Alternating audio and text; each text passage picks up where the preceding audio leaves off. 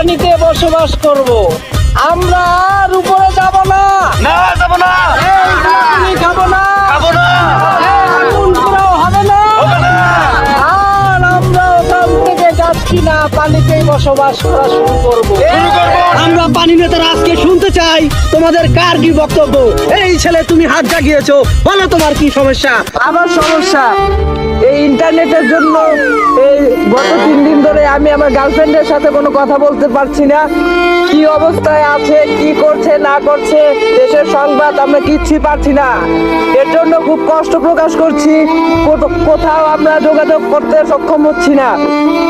এর জন্য আপনি কি সমাধান দিবেন? এর জন্য পানি নেতা আমরা আপনার কাছে আসছি, আপনি কি সমাধান দিবেন তা আমরা শুনতে চাই, আমরা জানতে চাই। প্লিজ আপনি আপনার বক্তব্যটা দিন।